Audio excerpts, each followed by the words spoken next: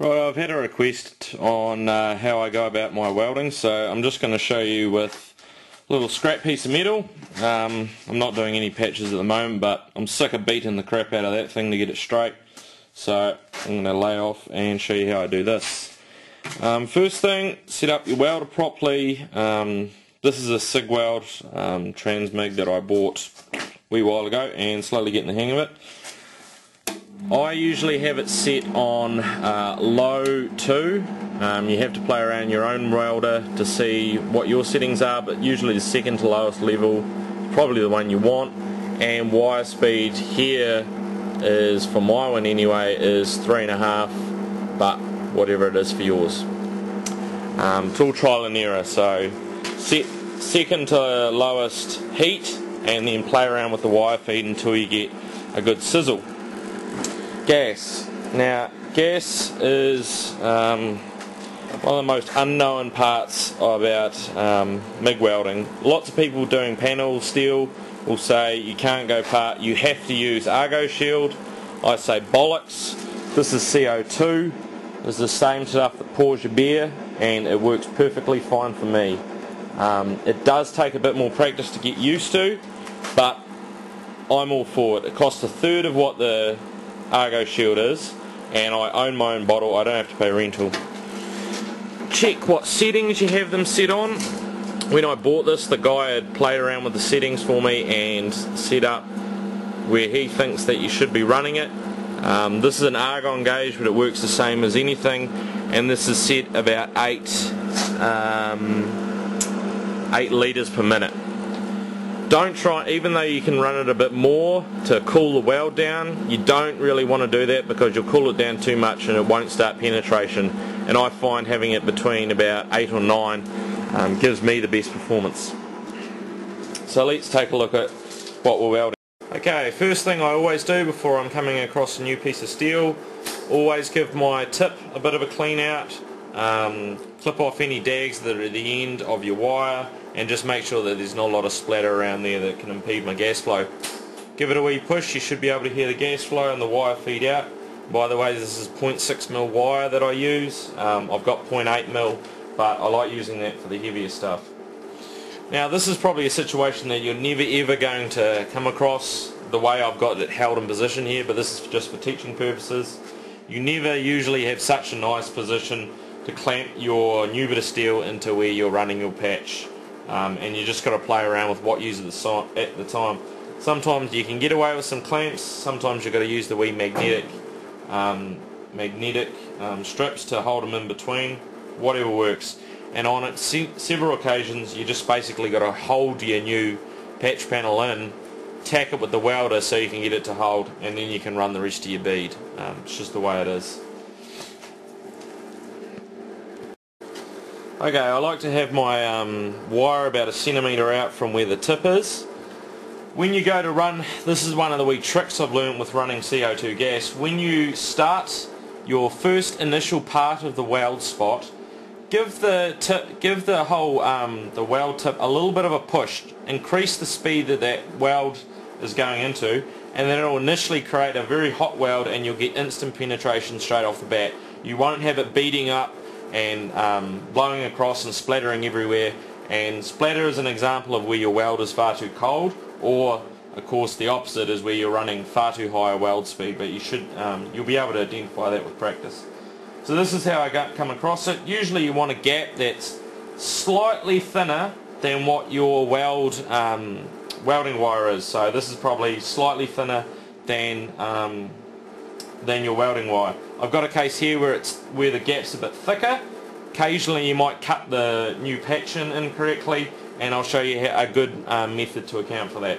So I'm just going to go straight ahead and I'm going to make my tacks and show you what I'm doing. So first initial tack, put the wire right where the centre of the hole is, give it a wee push and pull the trigger just for a moment. Just like that. Do another one just a bit down to hold the panel. Just like that.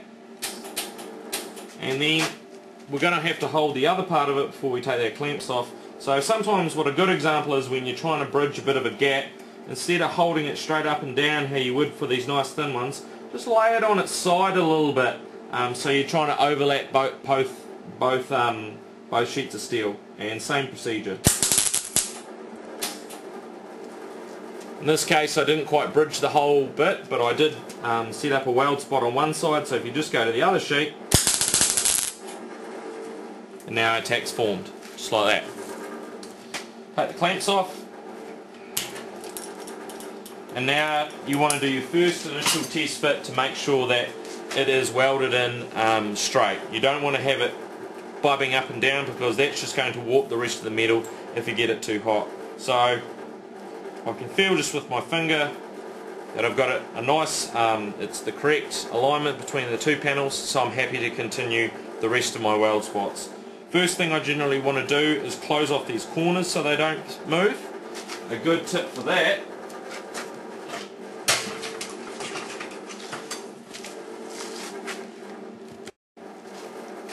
I was saying a good tip to that is to get yourself a heat sink. If you're ever going to blow holes in the steel, it'll be in the corner, because there's not as much metal for the heat to dissipate in. So this is just a piece of alloy, it's pretty grubby. You can use copper or whatever, but I just had a few pieces of alloy. So hold it underneath, hold it there, right into the corner, and we've tacked it. Same in the other corner where we've got more of a space. Nice and simple. Always do those first. Don't run the weld pull down towards the edge, and you'll just blow it away. And in the corners, I like to push it right up hard against the corner and tack it off that way. Now, I like to have tacks every, say, 2 centimeters. That there was probably an example of how not to run your bead. That was my mistake. I didn't give it enough of a push, and the weld started to splatter and was a bit cold, so I have to go back and do it again. And you can tell when it's sizzling, you know you're welding it correctly. Sometimes what I like doing is, if I run a whole heap of tacks down, just take your grinder and just slightly grind down each of the tacks so they're flat, so you can run your proper weld beads. Right, I've just run the grinder over the top of them just to take down the crown of the welds. Now you're going to start running your weld beads to weld up the rest of the panel. My advice is to start and end on an existing weld, and make sure it's nice and hot when you do it. If you do it that way, you're less likely to form pinholes in between where you've run your weld pulls, and of course you can only run a weld maybe 1 centimetre, 1.5 centimetres before you're going to start warping the rest of the steel. Especially if the panel is very flat, you'll warp it really easy. So what I'm going to do is I'm going to start running a strip of weld. Probably going to start here on this tack. When you hear it sizzling, you know you can continue on the rest of it and finish it. When you see the weld starting to flatten out, see the weld pull flatten out and get really red, you know that you're just about to blow through the steel, so stop then. So we'll start through now. I'll run 2 lines, run it, let it cool, run it again and finish.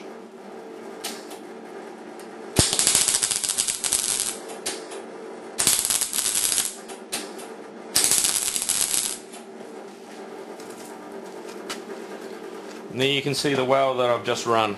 I'll zoom in a bit on that. Okay, that's what it looks like. Now you run your next one probably over here, just so you don't put too much heat in the panel, and just go the whole way around. I'll show you what I do for when I've got these slightly thick bits. What you can do is come in, if the gap's running this way, come in behind it and just spot it. Sometimes you've got to spot it on each side to melt the two panels together, like this.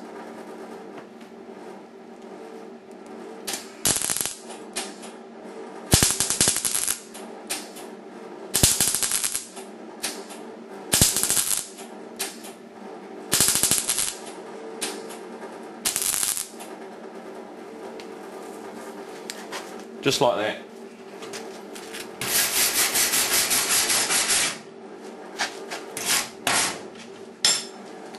And you can see that I've just melted these two panels in between by running the weld right down the middle of the gap there.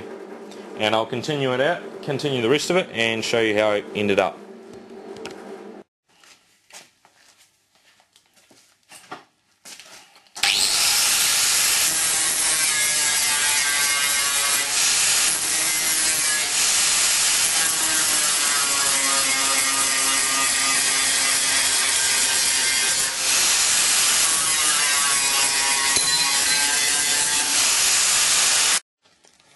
I mean by a flap disc. This is a flap disc, just wee bits of sandpaper on a grinding stone. It smooths out where you're grinding it, doesn't leave these gouges like the stone does. And I'll show you how that finishes up.